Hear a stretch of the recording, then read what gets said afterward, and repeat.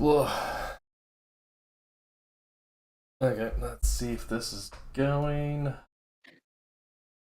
Was that the other tab? I hope not. Okay, no. Okay. Uh,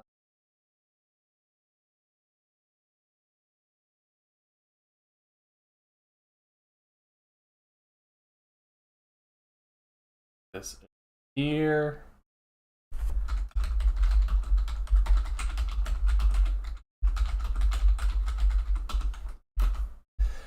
Well, play any games today, or just trip with family?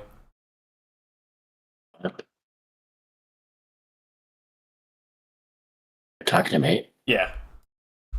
Said that I missed that for a second. Sorry. Did you play any games today, or is it just a trip with the family, or? No. I played some games. I stayed behind. My uncle went to the den, take care of some stuff. I stayed back for the Peter. Okay. He was still very sick, but well, he has no affection now. This Peter man, he's nice and all, but it really is a whole new thing with him every week. Yeah, sounds not great. He's been painting windows for 3.5 months now. With an infection? Oh. There've been different health issues over months. Of course, yeah. Great. Also, only one side of the house. The other side of the house, windows are up and painted yet. Damn. Well. I know. Will you ever soon? Besides that, I finished my campaign playthrough finally for the first time of Gears Tactics. Oh, nice. How's that? I liked it. Finally going for the whole campaign. I have some criticisms, right? But overall, it was a good game. I enjoyed it a lot. That's good. I wouldn't mind a sequel. Like, I like the gameplay enough that I wouldn't mind a sequel. It's been 5 years now since it came out. I mean, with the resurgence of turn-based games, since Baldur's Gate 3, but now we have a bunch of really good JRPGs out, and Clair Obscure and the remake of Final Fantasy Tactics. I wouldn't be surprised if we got something like that. Or I know we're getting more Warhammer turn-based RPGs as well. Yeah, I kind of stepped up getting to Warhammer Grey Knight's turn-based game for now, but I want to get it at some point. Yeah, I mean, if you haven't already, the next time it's on sale, you should check out Rogue Trader. I've been meaning to. I've seen it on sale. It's up on my list. I've been playing it a lot. But the problem with Gears Tactics the problem with Gears of War is that it's a very niche IP, I think. Yeah. But also it just,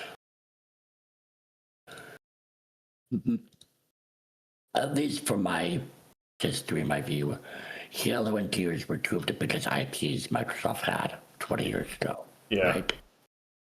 Yeah. And they have not nurtured either one in the last decade. No. Well, Gears 4 is good, and Gears 5, I actually quite liked. I did a playthrough of it again, first time in a while, recently, right? Mm-hmm. And I'm excited for E-Day, but it's been a hot minute since we've had a new Gears 4 game. Yeah. And, yes, we had Tactics, but Tactics was not made by the same studio. No. Gears 5 came out in 2019, and unless you're doing something really, really big, yes, games take longer to make these days, and again, never rush a game, right? Yeah. But I don't feel a game that you already have a foundation for, right? You already, did a sequel. You don't have to rebuild that, you don't have to rebuild the whole new game.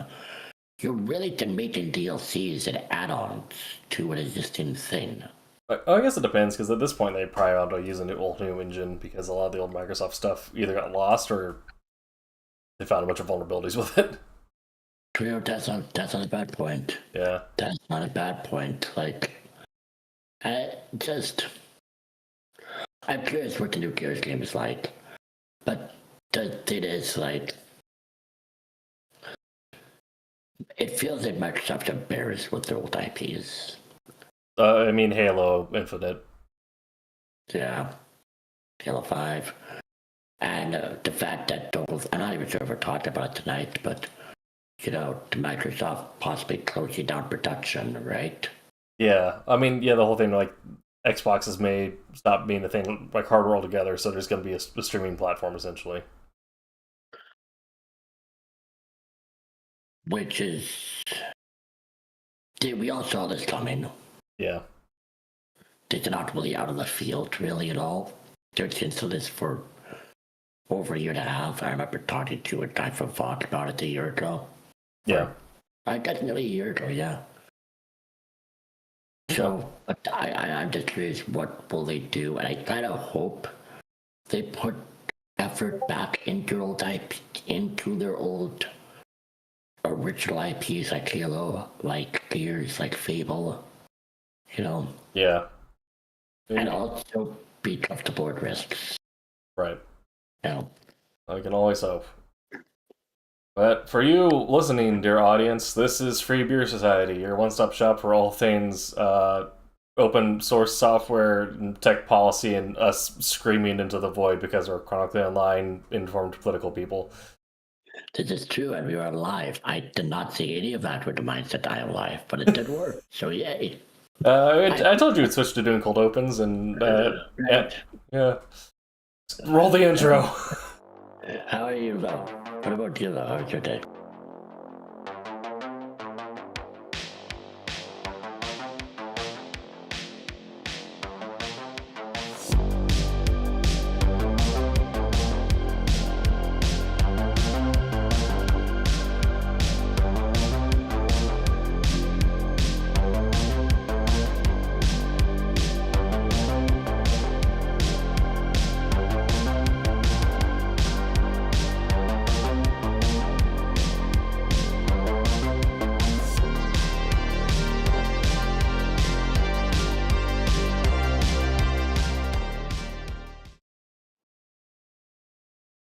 Okay, there you go.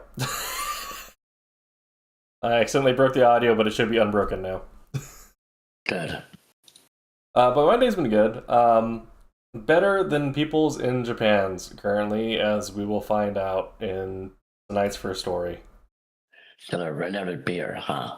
Yeah. How does this even work? Running out of beer due to ransomware attack. What? Well, just a particular type of beer, which just so happens to be Japan's favorite type of beer. So let's get into that. I also forgot to turn off my Discord notifications, which I should do for the next hour or so. All right. There you go. There you go. All right, sweet. Yeah. So our first story tonight comes from Harry Dempsey and Leo Lewis, Financial Times, by way of Ars Technica. Japan is running out of its favorite beer after a ransomware attack. So, really just the crux of this show in one story, beer, cybersecurity, and tech policy. Okay. But how does this really work? How did they run out of their favorite beer due to a ransomware attack? Yeah, I'll get into the story because it's actually kind of it's really interesting because it shows kind of one of the issues that happens when you become super dependent on our current proprietary systems. Okay. So Japan is just a few days away from running out of Asahi Super Dry, as the producer of the nation's most popular beer wrestles with a devastating cyber attack that has shut down its domestic breweries. The vast majority of Asahi Group's 30 factories in Japan have not operated since Monday, and this was October 2nd, which was a Thursday. So pretty much all last week. Retailers are already expecting empty shelves as the outage stretches into its fourth day, with no clear timeline for factories recommencing operations. Superdry could also run out at Izakaya pubs, which rely on draught and bottles. Lawson, one of Japan's big convenience stores, the most popular one if you're ever in Tokyo, stop by a Lawson. said in a statement that it stocks many Asahi Group products, and it is possible that some of these products may become increasingly out of stock from tomorrow onwards. This is having an impact on everyone, said an executive at another of Japan's major retailers. I think we'll run out of products soon. When it comes to Super Dry, I think we'll run out in 2 or 3 days at supermarkets and Asahi food products within a week or so. The executive said it would look to other brands such as Suntory or Kirin to quench Japanese drinkers' thirst, but acknowledged that many customers are fiercely loyal to Super Dry's taste. Asahi declined to comment on any possible shortage or retailer inventories. Japan's largest brewer produces the equivalent of 6.7 million large bottles of beer per day, on average in the country, based on Financial Times calculations using its 2024 sales figures.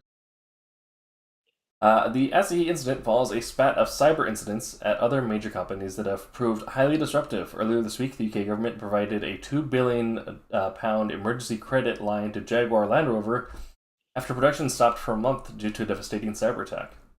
According to cybersecurity experts at the Tokyo-based Nihon Cyber Defense, or NCD, Japanese companies are increasingly seen as attractive targets for ransomware attackers because of their poor defenses and the fact that many companies simply paid the demanded sum through back channels.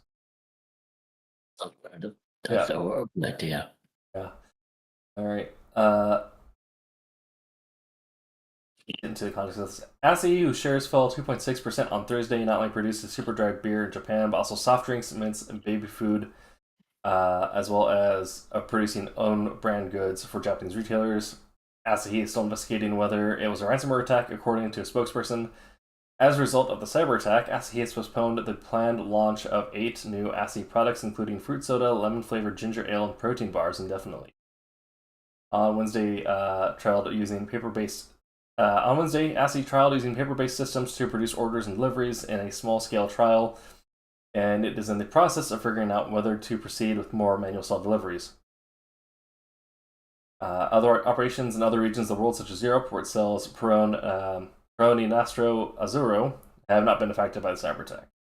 So we've not got a new update on this, but essentially, a piece of ransomware locked out the software they use to fulfill orders from resellers.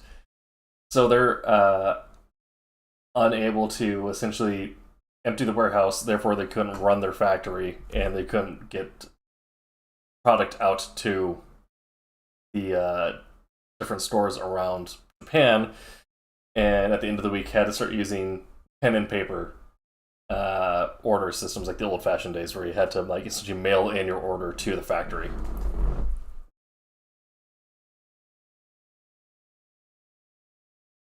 And thus a ransomware attack stole our beer. Oh boy. Oh, there's super new today. Yeah. Huh. Yeah. I mean, there's a couple takeaways from this. One, if you pay the hackers, they'll keep on hacking you, as they've pointed out that Japan's defenses are kind of notorious for not being they'll have a single good firewall, but they won't necessarily do a proper defense in depth system. So if one person gets pwned through a phishing hack, then they don't really have any way to redundancies to protect against that, no way of locking out that user stuff in most cases for all these companies. And a lot of them will pay anyway, so hackers are incentivized to go for them because it's kind of low-hanging fruit. And the other one is, as we talk about a lot, building a hyper-dependence on proprietary systems becomes an issue, because when the system goes down or when there's a breach there, everything kind of dies. So that's why they have to go back to a paper system. And so not having a redundancy to carry out those orders, or not using either an artifact system or using even a FOSS style communications network to go and do your backup for order delivery, where you'd have essentially a lot of these vulnerabilities would be kind of patched out earlier, or that you would have alternatives for routing or be able to get immediate support from a community as opposed to waiting on IT tickets.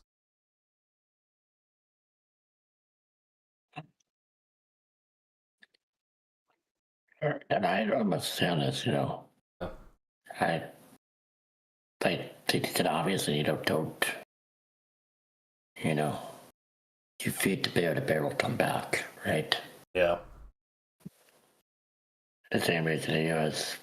normally has, don't do deals with terrorists because you showed the type that works that. Exactly, yeah. So,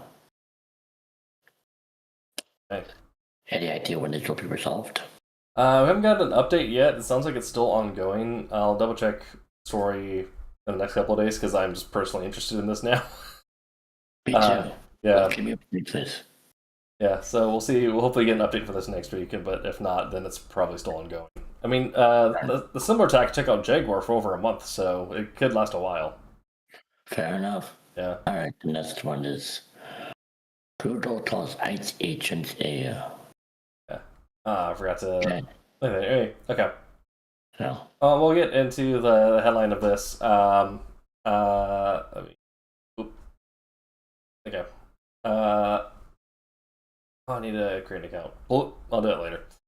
404 Media, from Joseph Cox. Google calls ICE agents. Actually, I really like how the system because they force you to sign in to because they don't allow AI bots to scrape their stories.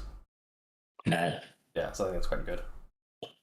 Okay. The story. So yeah, we'll get into this because there's been more updates on both of these things recently. But we don't necessarily need to rely on the article reporting to get into it. Google calls ICE agents a vulnerable group, removes ICE spotting app Red Dot. Move comes as Apple removed ICE block after direct pressure from U.S. Department of Justice officials and signals a broader crackdown on ICE spotting app. Both Google and Apple recently removed Red Dot, a app people can use to report sightings of ICE officials from their respective app stores. 404 Media has found the move comes after Apple removes IceBlock, a much more prominent app, from its app store on Thursday, following direct pressure from U.S. Department of Justice officials. Google told 404 Media it removed apps because they share the location of what it describes as a vulnerable group that recently faced a violent act connected to these sorts of ICE spotting apps, a veiled reference to ICE officials. The move signals a broader crackdown on apps that are designed to keep communities safe by crowdsourcing the location of ICE officials. Authorities have claimed that Joshua John, the suspected shooter of an ICE facility in September who killed a detainee, searched his phone for various tracking apps. A long-running immigration support group on the ground in Chicago, where ICE is currently focused, told 404 Media Group 7's members use Red Dot. So interesting follow-up on this is that the guy who broke into the facility and shot a detainee was, of course, a right-leaning extremist who wanted to further dear leader's agenda by purging the homeland of immigrants. Right. Of course. Yeah.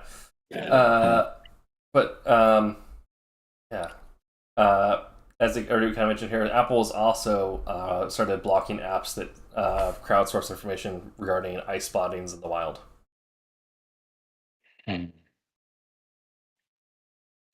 This is also like a weird thing because one, calling ICE a vulnerable group when they're literally like the world's fourth largest military at this point. You know what? Yeah, ICE currently has enough funding and weaponry to be considered the fourth largest military in the world. No, they can't have the type of technology that makes it the fourth largest military in the world. Come on. Yeah, of course. Yeah, they're clearly vulnerable. Do they? Yeah, they have enough. Their budget puts them as the fourth most spent on military group in the world. Fine, but not exactly powerful, really. Like, well, the thing is, they have access. They have Apaches or fighter jets, for God's sake. They have Apaches. They don't have fighter jets, but they do have armored ground carriers, APCs, urban combat fighting vehicles, and helicopters, including armed helicopters. Yeah. They have Blackhawks, but not Apaches. They have the Urban Strike missile boat, the upgraded version of the Little Bird.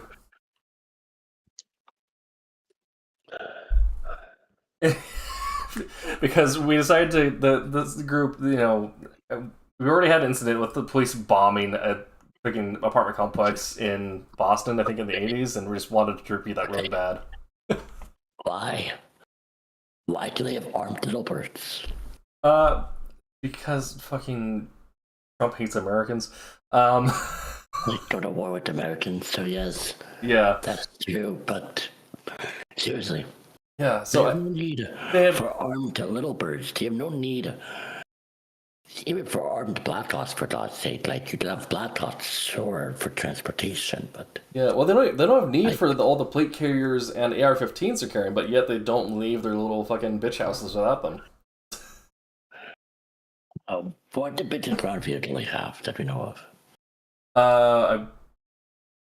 I believe it's the same, like the same level of APC that or no, it's a more Like obviously Bearcats with the Yeah. surprise maybe does, but yeah. just want to ask that. I know. Yeah, they have. They don't have like the same like paladin system, like the type of APC that's actually like been used in the Middle East, but they have like the older things that have been phased out are just kept in like our local warehouses now. So Humvees, Bearcats, maybe some wraps. Yeah, AMRAP that was yeah.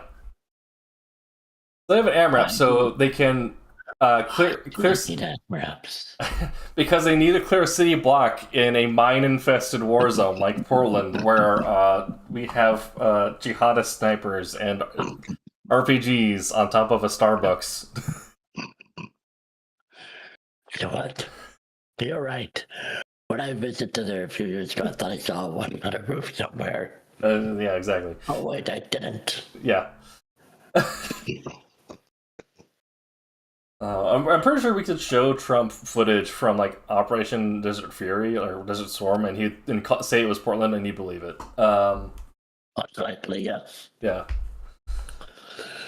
All right. Did California troops actually get there or no? No. So the thing with that is that there's an emergency meeting. So the judge issued an order saying that no National Guard may be deployed to Oregon. And then now the case is being brought in because Illinois is also bringing a lawsuit but the judge is not ruled in on that one yet. But at the same time as the governor of Illinois is seeking to invoke the 25th Amendment, saying that the president is not mentally fit for office.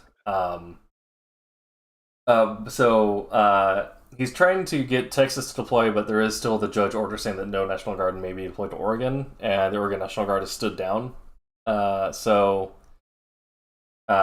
they stand down or do they refuse to? They stood down, so they're currently just in waiting while ICE is on the streets, and Portland PD is actually protecting protesters. All right, what about? I know the California Guard unit did land, like their plane landed. Yeah, but they haven't left. They have nothing to do.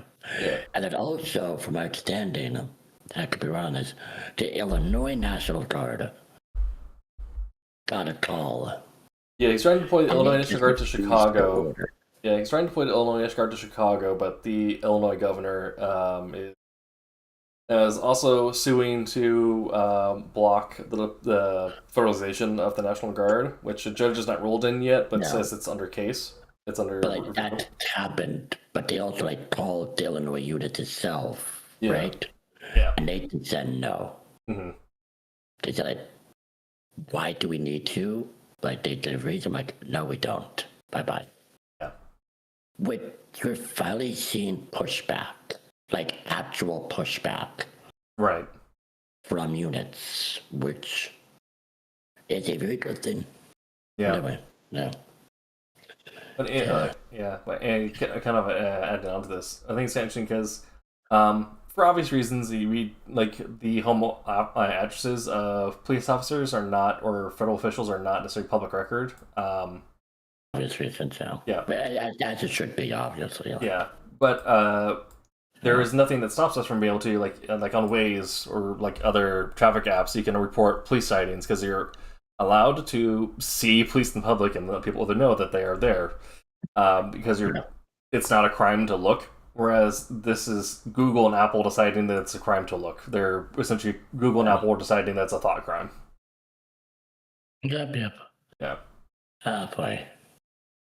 So this is, this is, I think, a pretty big overstep from them. I agree. I have nothing else to say to that, but I agree with what you just said, yeah. Yeah. Anything else you want to say, or to move to the next one? I think we're good to move to the next one. Yeah. Now, what does ICE want here? ICE wants to be shitty. Alright, so this is from Del Cameron at Wired. ICE wants to build out a 24/7 social media surveillance team.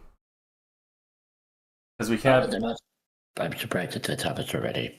Yeah, I mean, we have like the Pegasus exploit and other things but they have access to, which in theory they could pass on to any Intel or AMD based chip device, which is almost everything in America, but that requires some doing on their part, whereas this is just essentially doing a shitty version of Minority Report, scanning social media for thought crime, which Trump is already trying to do by saying that having anti-capitalist or anti-Christian thoughts is terrorism.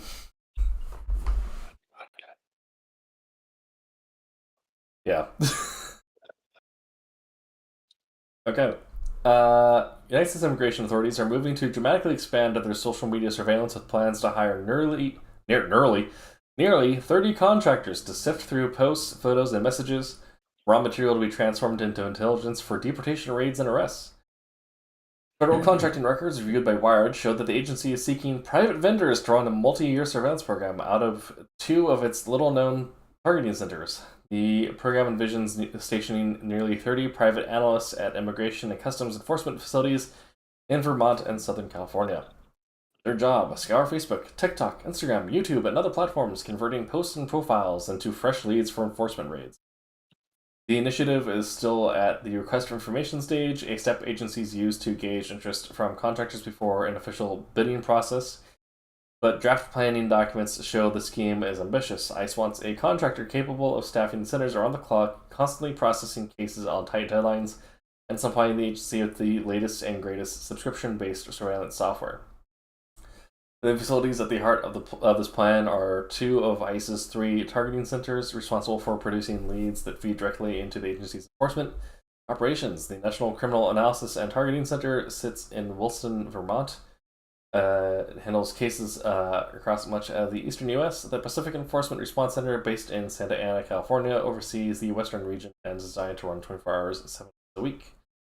Internal planning documents show that each site would be staffed with a mix of senior analysts, shift leads, and rank and file researchers. Vermont would see a team of 12 contractors, including a program manager and 10 analysts. California would host a larger non-stop search floor and 16 staff at all times. At least 1 senior analyst and 3 researchers would be on duty at the Santa Ana site.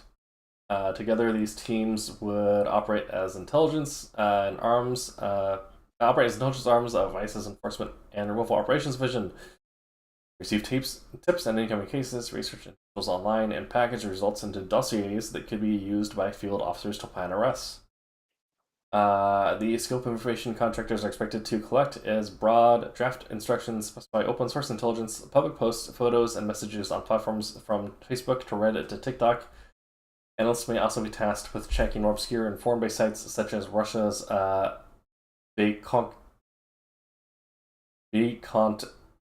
Acti. At least I know how to say acetaminophen. Fair enough.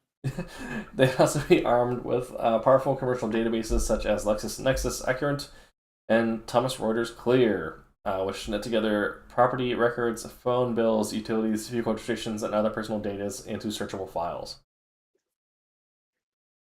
Hey, wait a minute, go up there. Yeah. The Russian side, right? Yeah. Is that their jurisdiction?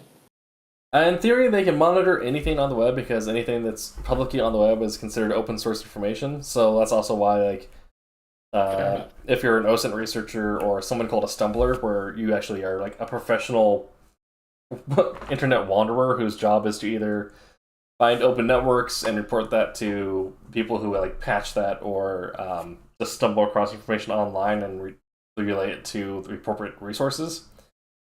Yeah. It's like Ukraine uses a lot of stumblers. Stumblers do a lot of stuff for like missing persons cases, and like there actually is like having those information out in public, and then having people who their entire job is just kind of be kind of like open information surveillance. But the idea is that they're not active; they just kind of stumble upon this stuff naturally when there's an emergency situation or something that actually pressing needs it.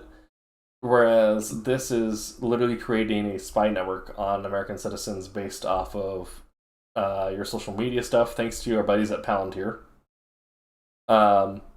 Which and then also combining some information to collect your PII, or PPI, your personal or PII, yeah, personal identifying information. And I guess actually utilities would be PPI as well. That's private information. But to essentially create target cards for every American citizen with an internet account, with accounts on the internet. So this is Yeah. okay. I think the stream died and came back. That's weird. Okay then. Yeah, weird. Anyway. Yeah, thankfully YouTube has like the auto reconnect thing for that stuff. Yeah, that should all still be in the same thing. Okay. All right. So continuing on. Yeah. So yeah, this is they're trying to gather information to build a profile based on individuals' social media posts, information, conversations, which is why you should, encrypt your stuff, and we'll get into some of those breaches again recently, to target you or your neighbors if they suspect you of harboring immigrants or of knowing where immigrants are or attending an anti-ICE protest. Which is also why, if you are going to a protest, do not post about it in social media. Do not take your phone with you. Leave it at home. Because even if you, for them, like there are ways to essentially like get your phone around stingrays, the things they use to detect the MAC addresses of phones in region. But yeah, if your phone gets picked up by one of those stingrays, your MAC address, which means it's going to be traced back to you, your phone essentially gets digitally thumbprinted and will get traced back to you, like that being at the site of an anti-ICE protest. Even if you are peaceful, we learned from Black Lives Matter that they don't care in some cases. Yeah. So essentially, but they're trying to use all this stuff to build these targeting profiles. And it's also one of the things why, like, when I talk a lot about clearing, like, trying to scatter and limit your digital thumbprint. So, doing like the low-hanging fruit, using things like delete me to remove your open source information from data brokers, because that's stuff that they can get for free. So if you can make it so they have to go behind a paywall or go to their business-to-business source, then that's already making it a little bit harder, and also makes it harder for hackers as well. Using a VPN to scatter your web stuff, using a private browser so you're not tracking cookies, or you're using background optimization, you're not essentially leaving an accurate thumbprint on the sites you visit if you are, or using encrypted technology, so you're encrypting your messages so they can't be cracked without someone physically having the sending or receiving device in their hands and having the login to get that encryption key. So, like, it's impossible to not have attack surface in today's age, but you can communicate in a way that creates defense in depth, right? The idea is that you're scattering information so much and creating so many layers and barriers to entry that it becomes too time consuming to be worth it to try and put together that information to get the full picture. Okay.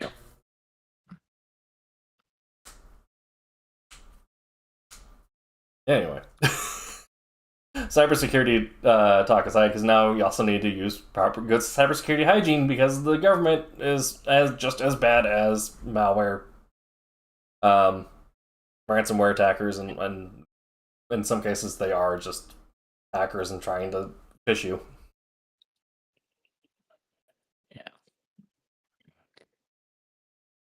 Do you have any thoughts, or was my soapbox kind of where your mind was as well? I think your soapbox covered it for the both of us. Okay. All right. Then now we're getting into the government just being dumb and stupid. Oh, so that's every day these days. Just about. Uh, So, yeah, I saw this. yeah. So this comes from Victoria Elliott at Wired. Federal workers are being told to blame Democrats for the shutdown. I don't know if I really need to get too much into it. We really don't. Like, this is. I think that just enough. Yeah. And they should just asking federal workers to just go along with their blatant propaganda. Yeah, it's also illegal because they cannot. So, a couple different things. Yeah, grant like big tax is just brass tax, big image brass tax. Big tax is that they have Republicans decided to let the government shut down so Trump could continue to do stuff without any oversight committees, using the guise of not agreeing on the budget bill. And also part of it is just that Democrats wanted to put a single amendment in the budget bill that forced the Affordable Health Care Act to continue into the next couple of years, which would essentially prevent people's premiums from doubling. Republicans want people's premiums to double because they want that sweet healthcare kickback from the insurance companies that bought them out. And then they also want to let their dear leader essentially manipulate the government without any oversight committees being able to do anything. However, I believe AOC and a few others are still actually working, even though they're not being paid, and they're kind of just the only people showing up in the office. Reasons why I think AOC would be a pretty decent career politician. But anyway. Yeah. So the other thing, the fault to this is now on federal sites like some of our local Parks and Rec type stuff, and on their auto emails, they have all been manipulated. So people like set their automatic email replies before they left office. However, those have been changed on Trump's orders to blame the Democrats. And that itself is a violation of the Hatch Act because you are using what's supposed to be a impartial official resource of the government that's supposed to be there for people's benefit to propagandize for one party or the other. And yeah, we're below. It's force employees to spread his propaganda. But that is, well, this is illegal again, and the blatantly propaganda, and not surprising. I mean, no, I mean, we already know that he has no official care for rule of law. That's another thing is the Democrats wanted the Republicans to concede on as part of coming to the table was just saying that Trump has to abide by the law and Republicans would not meet there because that means they also have to abide by the law. They mean to be arrested. Yeah. So, yeah. The nice thing is, though, the courts receive their own funding through separate channels. So the courts will stay open. And hopefully this gets prosecuted. Hopefully, but I don't know if it will, but yeah, God, fuck. And this could last a while. Like the law to shut down, I think, for 35 days. Which is also Trump's fault. Yeah, so I would not be surprised if it goes into next month. I wouldn't either. But it's insane. And if it goes in, hypothetically, I kind of doubt this, obviously, but if it goes into the holiday season, holy moly. Yeah, it'll be a wild time for sure. Because at that point, the schools may end up shutting down. And then we're already in a recession that's going to be on par with the Great Depression. So we could just be looking at just a little tiny economic collapse that, in theory, we could recover from, but under Trump's leadership, we're also just as likely to end up in Fallout New Vegas. So I don't know. On a bright side, well, it will affect the rest of the world, obviously, in a decent way. Yeah. The stuff we talked about, making new deals with China, making new deals with Europe, etc., right? Yeah. Canada, or I think even Mexico, right? Like the fact that Trump has started this whole America first isolationist mentality, right? Mm-hmm. It's at least getting, I think, the rest of the world, and maybe I'm completely off on this, of course, but I would hope and think that it's getting the rest of the world kind of a head start in that virtual reality, right? Yeah. Where they'll land a little softer because they still have trade, they still have with so many other people, and we are now moving away from the US dollar being the world currency, like the basis of the world currency. Yeah. I I'm wouldn't not be saying that more way, but you Yeah. know what I mean. Yeah, I wouldn't be surprised if it ends up being Chinese currency, or maybe kind of a split between China, West. Sounds about Canadian, but maybe, but Yeah, well, Canadian dollars are closest to the American in terms of buying power in the West. I mean, the pound is a little bit better, but the pound is also kind of getting outpaced by the euro, and the euro is also not holding its strength as well. Yeah. And honestly, like, Canada could grab as much access to natural resources as we have, especially once we collapse. Yeah. And then it's just going to turn into me as Diego Mortensen and Jack Kerouac's The Road, trying to make my way up to Vancouver. Yeah, no, not wrong. Not wrong. Yeah, and so this little fun tidbit destroyed a little fuck up. Yeah, it's not as bad as other people made it is, but it's also kind of a point. I mean, we've been talking about how it is like a huge security issue, making people upload their IDs to unsecured servers, and this is kind of case in point. I changed my password for Discord already. Yeah. I've actually never had I've never had to put in a support ticket with Discord, so thankfully, like, I wasn't in this third party's systems, but I don't think they ever did a support ticket for them, so hopefully I'm not in. yeah.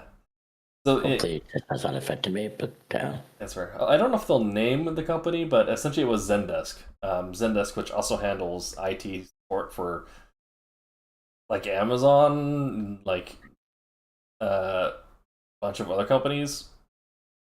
Anyway, so Discord customer service breach, leak users' infos and scanned ID photos. And if you are impacted by the breach, you will receive an email from Discord directly. From Jay Peters at The Verge.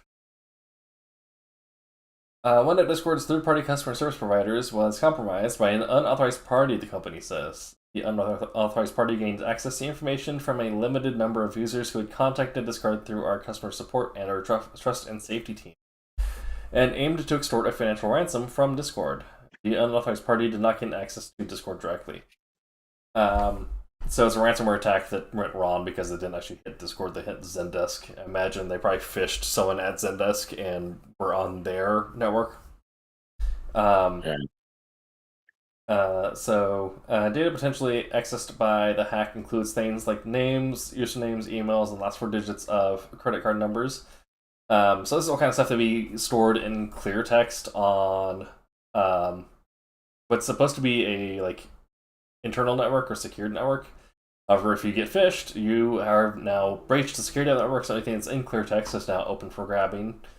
But stuff that should be encrypted, like the rest of your credit card, was not impacted, it seems like. So that's good. I think that's a nice thing because the last for your credit card, honestly, if you've bought anything online ever at all, the last for your credit card is already floating out in the web. Just assume that. Yeah, makes sense. The unauthorized party also accessed a small number of images of government IDs from users who have appealed an age determination. All credit card numbers and passwords are not impacted by the breach, Discord says. But also, I mean, you already changed your password, and that's good behavior. Like, take everything they think with a grain of salt, because digital forensics is good, but also probably won't have the full story until later on. The company is notifying affected users now over email. If your ID might have been accessed, Discord will specify that. Discord also says it revoked the support provider's access to Discord's ticketing system, as notified data protection authorities, is working with law enforcement, and has reviewed our threat detection systems and security controls for third-party support providers. So Zendesk has been kicked off the boat for the time being, and the contract may get renewed, but both companies probably have to do a policy review. Because it may have been a policy failure, but honestly, it sounds like someone at Zendesk just clicked on a link they weren't supposed to in an email, or got phished, or someone spearphished them over the phone, and their system got compromised. So everything that was clear text stored on the secured network got breached. And so this also becomes an issue because government IDs, even if they are supposedly on a secured network, being stored like in what's supposed to be secured cloud, because they're stored at all anywhere in a place where they could be viewed in clear text, which also is an issue with banking systems. But banking systems are usually a little more secure and usually have a little bit better phishing compliance training, but still, you also don't really have a way of getting around giving a bank your ID. But yeah, but requiring IDs for age verification, something that you don't need to do. Well, you do now in some states that require it because the government is bound and determined to make you as vulnerable as possible in the name of making up for bad parenting. So now there's an issue where any place that, like Meta, sometimes will require you to upload a picture of your ID to verify you. Discord in some states will have to verify your ID if their AI thinks that you're underage and bans you from using certain services. You have to submit your ID and a picture of yourself in order to get past that. There are other sites that are doing this. Blue Sky in Ohio as well is requiring ID authorization to use their service as an adult, and that so this all becomes an issue of now that your ID has been submitted, because your ID also includes things like your address, your date of birth, your full name including middle, your general physical description. All things that could be used that if they wanted to, they could just copy that ID. If they look kind of like you, they could print a fake, go off to a bank in your area, try to get your information or your access to your account. They could cash bad checks in your name. They could open up lines of credit in your name with that information. Yeah, there's a lot of problems that could come out of this. Yeah. Obviously. So, yeah, I've never submitted an IT ticket to Discord, and I've never had to verify my ID, so thankfully I'm not there. But if you're someone who's had to submit my ID to Discord, honestly, the first thing you should do is contact the credit bureaus that are active in your country or region. If you're America, that's all three. If you're Canada, I think TransUnion and Equifax. And freeze your credit. Do it right now. Yeah. So that's kind of where we're at. They fucked up bad. Yeah. Yeah. And the thing is, it's not even Discord, Discord probably also doesn't want to have your IDs in file because this is the exact liability issues that now, even if it is a small number, that's hundreds or thousands of people who are now at risk of identity theft or any sort of fraud being conducted in their name. Yep. Yeah. Oh, boy.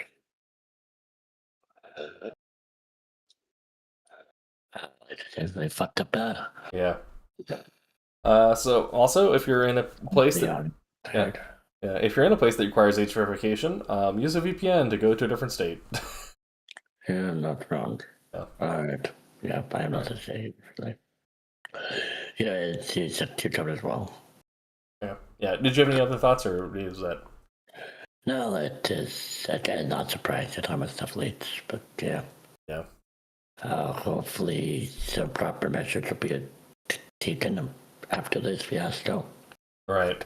Hopefully. I mean, ideally, we get to a point where we just acknowledge that uploading IDs anywhere is just not, No idea. yeah, is not secure. But I don't know if we'll ever get there. Anyway. Yeah. Right. Google's latest AI ransomware defense only goes so far. Google has launched a new AI-based protection on Drive for desktop that can shut down an attack before it spreads, but its benefits have limits. This is from Lily Hay Newman at Wired. Ransomware attacks have loomed for years as an urgent digital threat with no easy solution, especially as they have evolved to include data grab and leak attacks. They may not even involve data encrypting malware at all. Traditional ransomware that locks up files and systems is still rampant, though, and Google on Tuesday launched a new defense for its Google Drive for desktop apps that aims to quickly detect ransomware activity and halt cloud syncing before an infection can spread. While antivirus scanners monitor for signs of malware across the system, the new ransomware protections in Drive for desktop are meant to act as an additional line of defense. The detection capability is built on an AI model that Google trained using millions of real victims' files that had been encrypted with various strains of ransomware. And that feature is designed to detect and contain suspected ransomware and desktop Drive very quickly. For enterprise Google Workspace customers, this feature is an asset protecting files of any format that are stored in Drive from desktop, allowing users to easily restore any data that's encrypted or corrupted by malware. But like other ransomware detection and data backup features, this tool is a treatment, not a cure.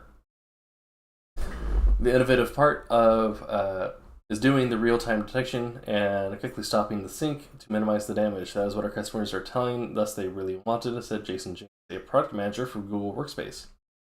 We've got hundreds, millions, billions of users, and so to check every file quickly and accurately and wherever the users around the world were all challenges. Warning that Drive for desktop has detected ransomware and paused cloud syncing. No, that's weird. They their caption became clear text. Okay. Designed to work in tandem with the malware monitoring tools that Google already builds into Drive, Chrome, and Gmail, the protection is built using the expertise of Google's core antivirus software development team, James notes. For me, the coolest part is that we take this AI-based way of detecting ransomware behavior and then we compare it with protecting users' data so we minimize the damage. We see it as a missing safety net.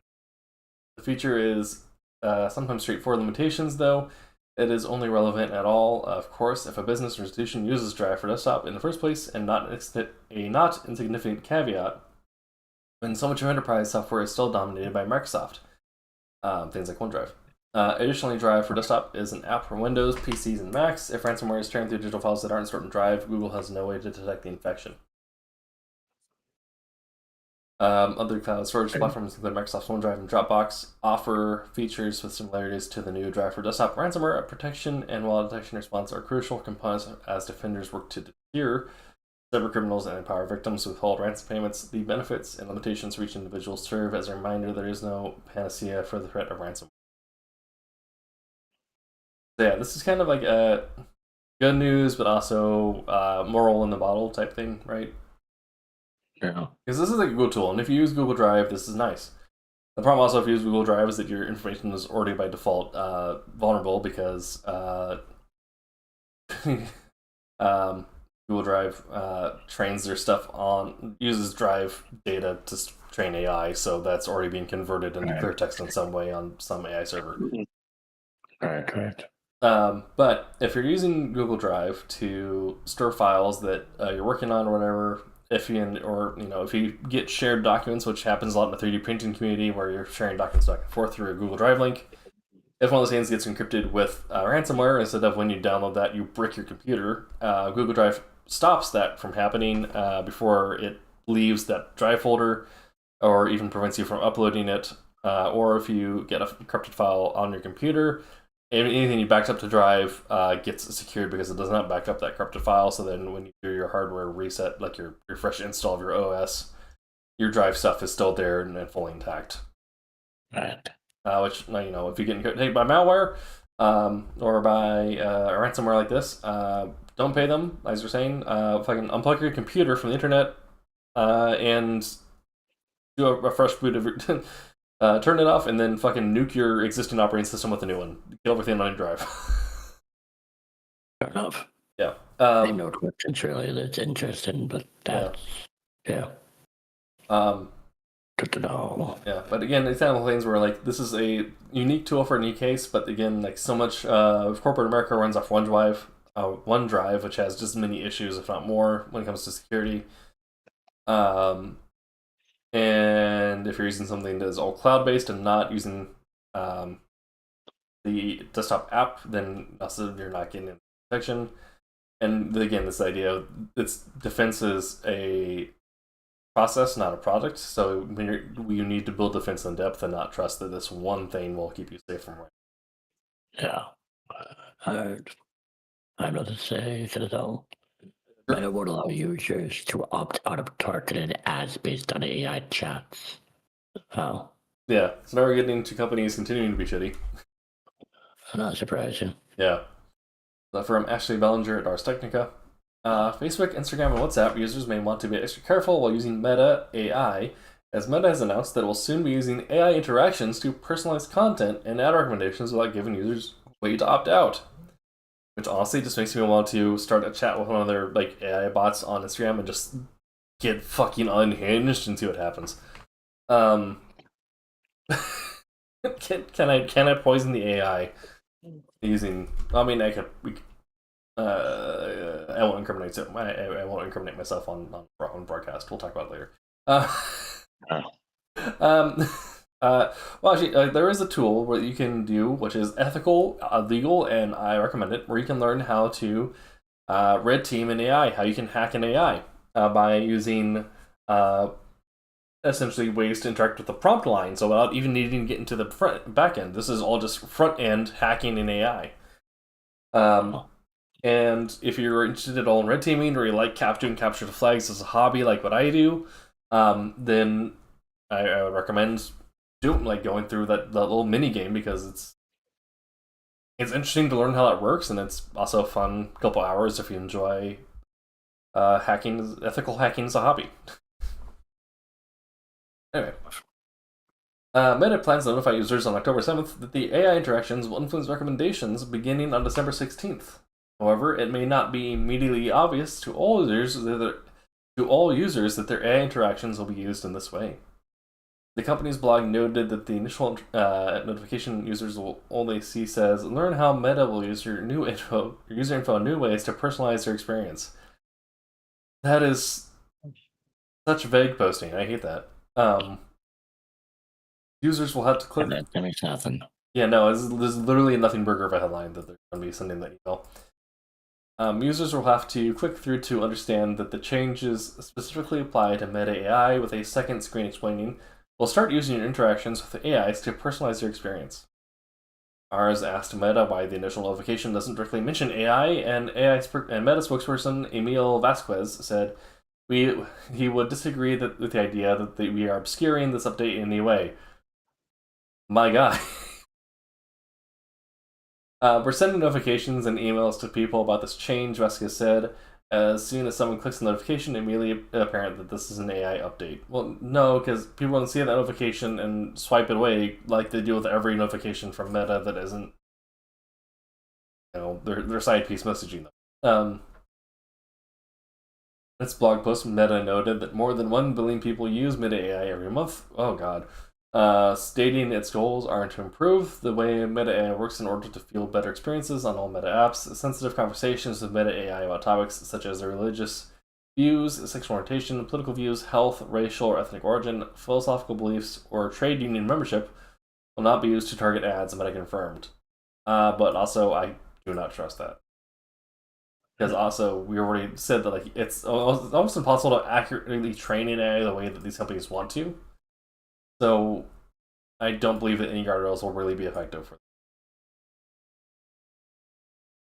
them. You're in control, Meta's blog said, reiterating that users can choose how they interact with AIs, unlink accounts on different apps to limit AI tracking, or adjust ad and content settings at any time. But once the tracking starts on December 16th, users will not have the option to opt out of targeted ads based on AI chats, Vasquez confirmed, emphasizing to ours that there isn't an opt-out for this feature. Meta likens recommendations based on AI chats to those based on liking a photo or following a page, but consider how much more Meta can glean from users' interacting with AI about their level of hiking that it can from liking a photo or following a hiking group page. And then, of course, Meta's still in trouble and the goes on, so they might be able to use the full playbook that they want to over in the EU. Hopefully that also winds its way back over to the West. To the West, America and Canada. But, yeah, fucking... This shit.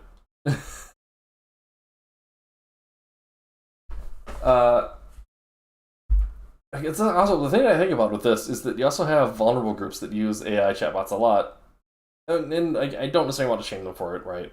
Because you have people who can't get out of the house, and this is their way of creating social interaction. Either people who are like mentally unwell, and just like the chatbot because it's something that chats with them when maybe when they're stuck at home with the caretaker or whatever, or the elderly. Like we already have that case where like a lot of old people fall for kind of weird AI honeypots, and even have it. Like unfortunate cases, like the old guy who thought he was going to meet his girlfriend and fell off the I think it was the train station or the path on the way there and ended up passing away. And that same some like technology that's causing issues like that is not also going to be used to serve you ads. And you already know that like the detrimental mental health effects that come from targeted ads. Like they imagine like the increased rates of depression and things like that because people are going to be talking about how they're lonely or whatever, and then we're just more ads on like how to fix your loneliness or spamware or even like oh god yeah. I mean there's already so many fake ads on Facebook, right, that are just leads to spamware or to scams or to even just like injected malware that now this is going to become a really good tool to prey on people who are not necessarily in the best case to have good cyber hygiene. Yeah, that's not. There should be a way to opt out of it. Yeah, the no opt out is just a huge red flag from the get go. Yeah. You covered it well. I'm not sad, but yeah, Okay. That's damn. But the last two. All right, so now we're getting into open source software news and something that's kind of weird and then something that's kind of cool. You want to abolish the code of conduct? This is the one that's kind of weird, but I get where he's coming from, but it's very silly. So this is from Surav Rudra at FOSS News. The man who started open source initiative advocates for abolishing codes of conduct. Codes of conduct have been standard practice across major open source projects. The Linux kernel, Fedora, Debian, Python, and countless other communities have adopted formal behavioral guidelines. These policies typically outline expectations for respectful communication, consequences for harassment, and reporting mechanisms for violations. Opponents argue they lower barriers to entry, particularly for underrepresented groups. However, Eric S. Raymond, author of the seminal essay The Cathedral and the Bazaar, and a foundational voice in the open source community, has declared these a complete failure. In a recent post on Twitter, Eric invoked his authority to condemn what he calls 10 years of drama and idiocy. Raymond describes codes of conduct as a kind of infectious social insanity producing lots of drama and politics and backbiting and negative useful work. He argues that such codes have failed their stated purpose entirely. Rather than fostering collaboration, he claims they've become tools for causing disruption. His first recommendation is to reviews to adopt a code of conduct for projects that already have one. His advice is equally direct: delete it. He argues that the only actual function these documents serve is as weapons in the hands of what he calls the shit stirrers. For projects bureaucratically required to maintain such policies, Raymond offers an alternative: replace the entire code with one sentence. If you're more annoying to work with than your contributions justify, you'll be ejected. Raymond warns that attempts to be more specific and elaborate don't work. Instead, detailed rules only provide control surfaces for shitsters to manipulate. He's arguing that specificity itself creates the vulnerability, giving bad actors explicit terms to weaponize against each other. To weaponize against others. He acknowledges that kindness should be encouraged in community interactions. However, he insists communities must be ruthless and decisive towards people who try to turn be kind into a weapon. And Suref's take. I understand what Eric is trying to say here. Sometimes the very rules that were supposed to nurture and protect a community can easily be used by master manipulators. But this doesn't mean we shouldn't have some organized way to handle things. We have to find a balance here and assign people who understand other people to enforce such rules. Otherwise, the whole open source system descends. I agree with that, and I think, like, Yeah. I get where this guy's coming from, but you need it can't be too simple like that.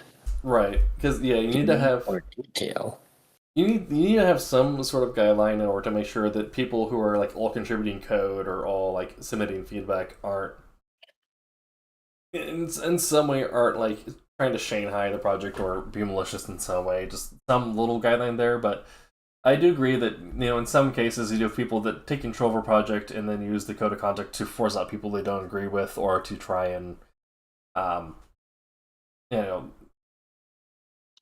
think it's kind of course. Yeah, I think it's kind of happened to stuff like what happened with oh god, what was it?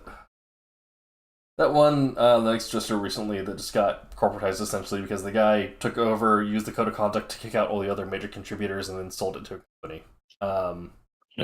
Yeah, and so that becomes an issue. But you also don't want to have things where you're actively allowing people to upload viruses or bad code to a project, right?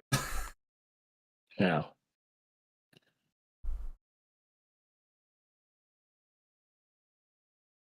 Any other thoughts before we go into our last story? Not really.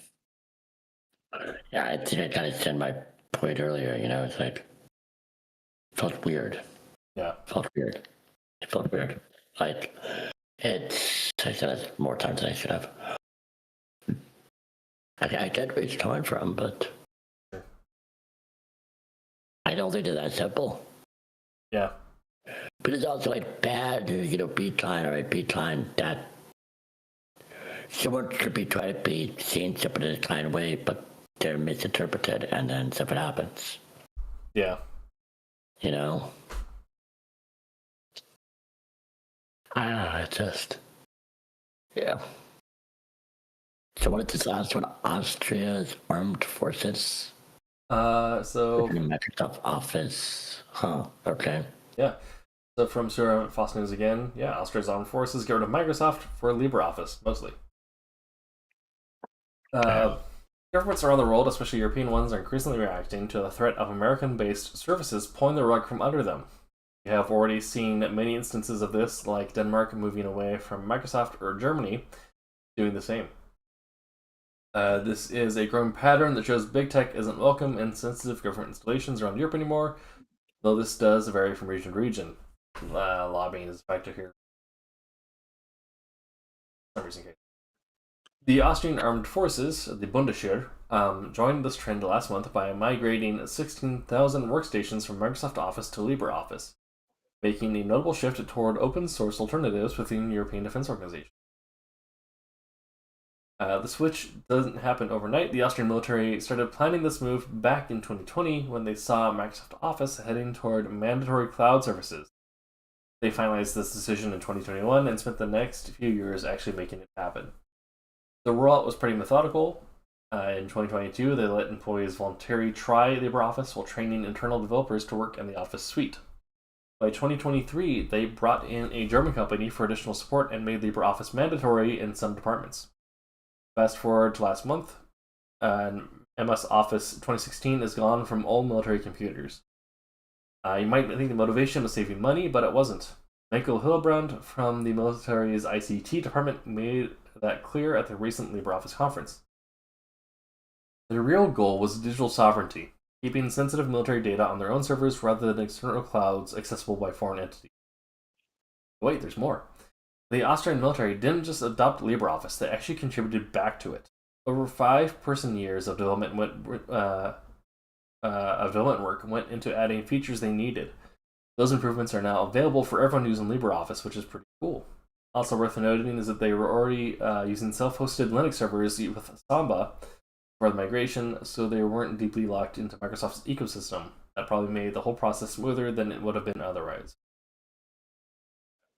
Okay. Yeah.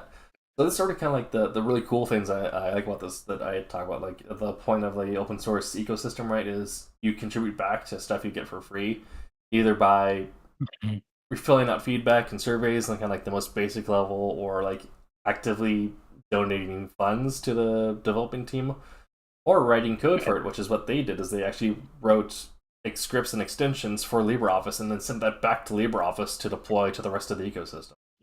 And they spoke at their public conference and had like official presence there, talking about how they were integrating with the LibreOffice ecosystem. Here's a question. You ready? Yeah. Good one. First of all, I'm not asking before a question.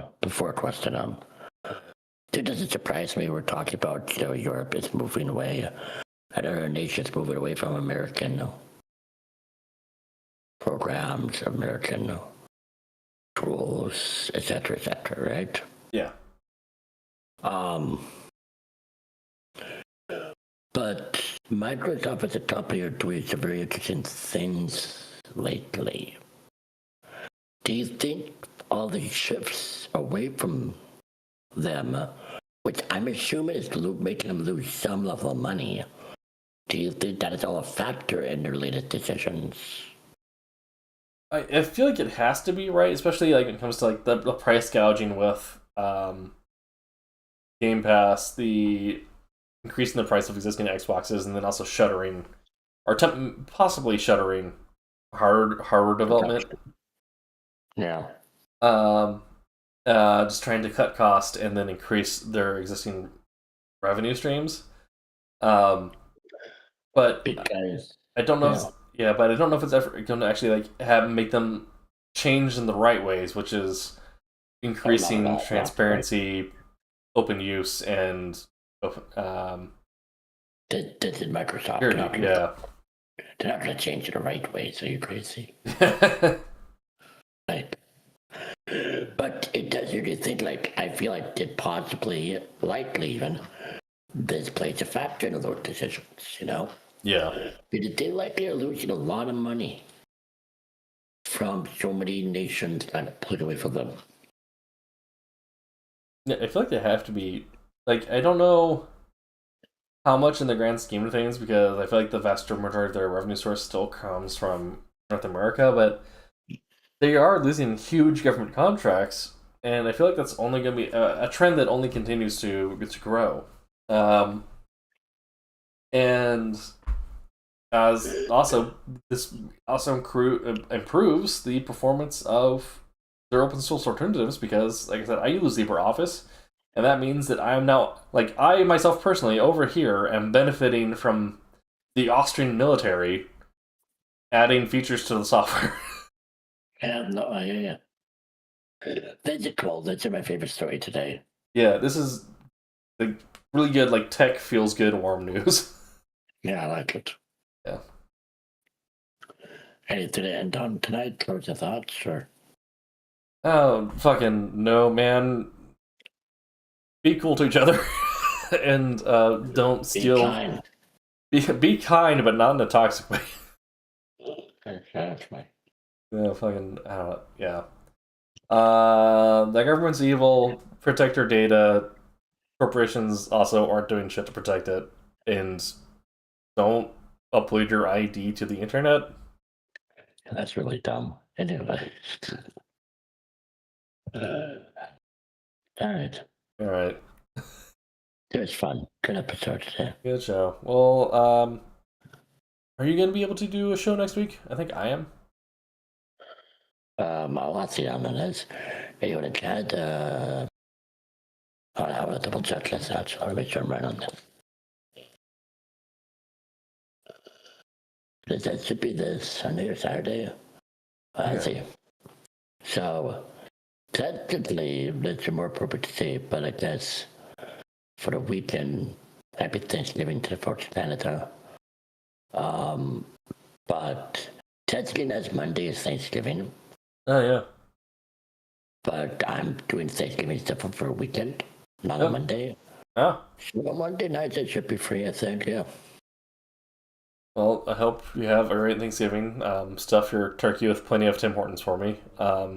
Yeah, they will. Well, hey, I don't know. I'm not glad, but I know that. But I know they will enjoy the turkey. Yeah.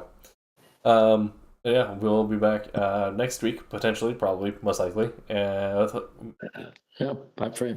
more of the continual nightmare. Until then, I'm working right now. I'm very curious the next couple of days. yeah. Hopefully, Yeah. we have good news for Japanese beer consumers. Hopefully that too. Yeah, They need their beer. They deserve their good beer. I know. My beer consumption has been. It's been a year for people to keep me intoxicated. That's for sure. Fair enough. All right, we'll see you all next week. Until then, Business. Bye. keep in scope.